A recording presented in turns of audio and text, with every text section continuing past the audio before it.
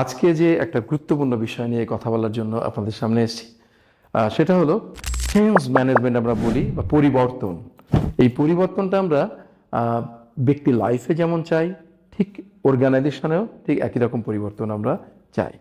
But পরিবর্তন করতে যেটা ঘটে এই চেঞ্জ ম্যানেজমেন্টে, যে আমরা ইচ অ্যান্ড এভরিবডি একটা প্রবলেমকে আইডেন্টিফাই করার চেষ্টা করি এবং এটার রুট কজটা বের করি এবং দেন সলিউশনে যাই। এটা আমরা সবাই করি।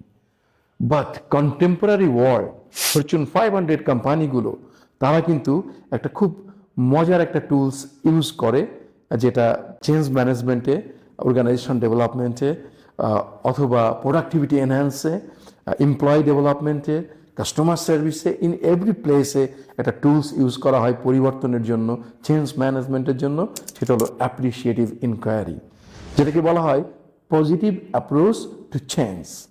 একটা যে কোনো চেঞ্জের জন্য পজিটিভ অ্যাপ্রোচটা মানে রুট কজ অফ দ্য সাকসেসের রুট কজটা বের করা। যে আমার জীবনে বা আমাদের অর্গানাইজেশনাল লাইফে একটা সাকসেস ছিল এক সময়, বাট সেই সাকসেসটা এখন নেয় কেন, সেই রুট কজটা বের করে ওটাকে রেপ্লিকেট করতে পারলেই দেখা যায় যে অসাধারণ কিছু রেজাল্ট আসে। এবং এর একটা কিন্তু মডেল আছে, 4D সাইকেল বলা হয়।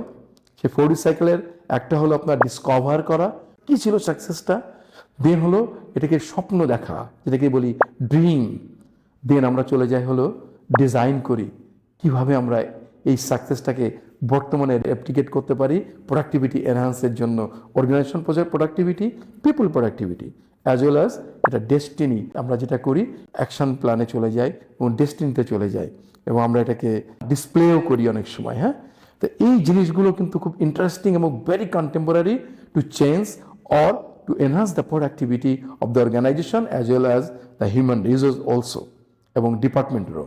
তো এই বিষয়গুলো নিয়ে আরও ডিটেল আপনারা জানতে পারবেন এবং এই ডিটেল জানার জন্য আপনারা যুক্ত থাকুন বাংলাদেশ স্কিলস ব্যাংকের সাথে। ধন্যবাদ সবাই।